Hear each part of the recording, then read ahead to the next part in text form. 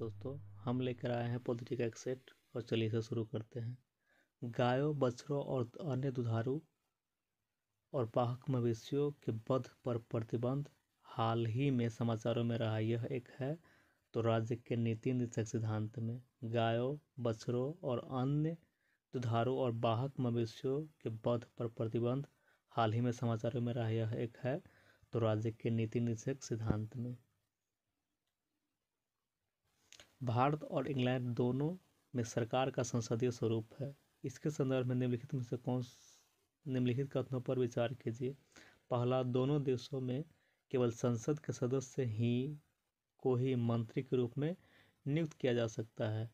और दूसरा कथन है, दोनों देशों में प्रधानमंत्री संसद के दोनों सदन में से किसी भी सदन का सदस्य हो सकता है। तो ऊपर दिए गए निम्नलिखित में से कौन सा कथन सही है? तो ना ही एक सही है, ना ही दूसरा सही है, दोनों गलत है। बलवंत राय मेहता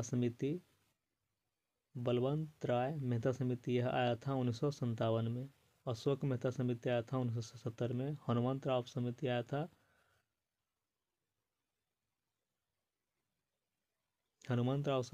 1983 में। और जीबी के राव समिति आया था 1985 में। बलवंत राय समिति आया था 1957 में। अशोक मेहता समिति आया था 1977 में।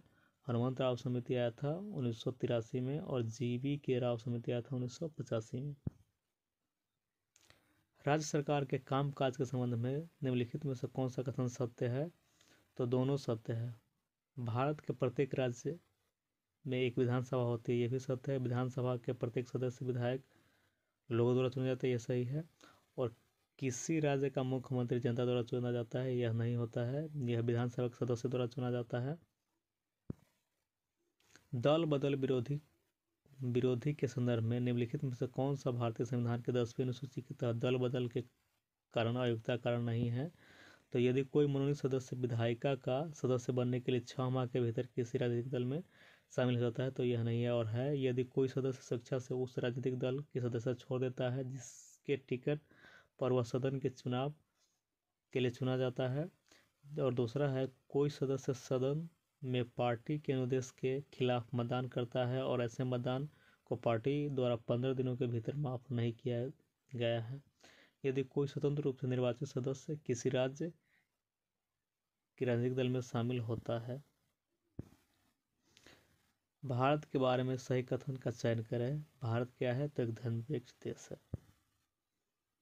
भारत के संविधान के तहत नीति निर्देशक सिद्धांत निर्धारित है, तो 1, 2, 3 तीनों है सही है। कुछ नीतियां जो सरकार अपनानी चाहिए। एक समाज के रूप में हमें जिन लक्ष्य और उद्देश्यों को अपनाना चाहिए। कुछ अधिकार जो व्यक्ति के मौलिक अधिकारों के अलावा प्राप्त होने चाहिए। भारत के संविधान के तहत नीति निर्देशक निर्धारित करते हैं कुछ नीतियां जो सरकार को अपनानी चाहिए। एक समाज के रूप में निश्चित हमें जिन लक्ष्यों और उद्देश्यों को अपनाना चाहिए। कुछ अधिकार जो व्यक्ति के मौलिक अधिकार के अलावा प्राप्त होने चाहिए। लोकसभा सदस्यों की कार्यकाल की अवधि होती है 5 वर्ष। लोकसभा सदस्यों की कार्यकाल की अवधि होती है 5 वर्ष। भारतीय संविधान में प्रथम संशोधन कब किया गया था? 1951 में। भारतीय संविधान में प्रथम संशोधन किया गया था 1951 में। आज़ादी के बाद हमारे देश के लिए कितनी बार वित्तीय आपातकाल झेला और लागू किया गया? तो एक बार भी नहीं, 0 बार। आज़ादी के बाद हमारे देश में कितनी बार वित्तीय आपातकाल झेला और लागू किया गया? तो 0 बार। भारतीय संविधान के तहत किस प्रकार की रीट जारी नहीं किया जा सकता? तो निषेधाज्ञा। भारतीय संविधान के तहत किस प्रकार की रीट जारी नहीं किया जा सकता? तो निषेधाज्ञा। प्रवादेश, प्रतिषेध और प्रेषण जारी किया जाता है। 5 प्रकार की रीट जारी किया जाता है। अनुसूचित जाति और अनुसूचित जनजाति आयोग संबंधित कौन सा संविधान संशोधन है? तो 65वां। अनुसूचित जाति और अनुसूचित जनजाति आयोग से संबंधित कौन सा संविधान संशोधन है? तो 65वां संविधान संशोधन।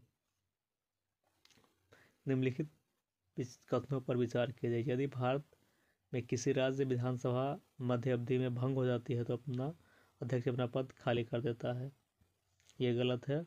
जब किसी विधानसभा का इस्तीफा देता है अध्यक्ष, जब किसी विधानसभा का अध्यक्ष इस्तीफा देता है तो वह राज्य के राज्यपाल को अपना पत्र संबोधित करता है। तो दोनों गलत है। बजट के संबंध में प्रक्रिया के सही क्रम का पहचान कीजिए। तो अनुदान का मतदान, कटौती प्रस्ताव और लेख पर मतदान, विनियोग विधेयक। बजट के संबंध में प्रक्रिया के सही क्रम का पहचान कीजिए। तो अनुदान का मतदान, कटौती प्रस्ताव, लेख पर मतदान और विनियोग विधेयक। भारतीय संविधान के अनुच्छेद 371 ए के संबंध में निम्नलिखित में से किस राज्य के राज्यपाल का राज्य की कानून व्यवस्था के संबंध में विशेष उत्तरदायित्व है? तो नागालैंड। भारतीय संविधान के अनुच्छेद 371 के ए के संबंध में निम्नलिखित में से किस राज्य के राज्यपाल के राज्य की कानून व्यवस्था के संबंध में विशेष उत्तरदायित्व है? तो नागालैंड। स्वतंत्रता के बाद निम्नलिखित में से किस वर्ष भारत का सर्वोच्च न्यायालय अस्तित्व में आया? तो 1950। स्वतंत्रता के बाद निम्नलिखित में से किस वर्ष भारत का सर्वोच्च न्यायालय अस्तित्व में आया? तो 1950 में। भारतीय संविधान के भाग 3 निहित मौलिक अधिकारों के संबंध में निम्नलिखित कथनों पर विचार कीजिए। इसकी गारंटी भारत के संविधान द्वारा दी गई है। तो ये सही है। यदि वे मौलिक अधिकारों का उल्लंघन करते हैं तो कार्यपालिका के साथ विधायी कार्यों को न्यायपालिका द्वारा असंवैधानिक घोषित किया जा सकता है। यह सही है।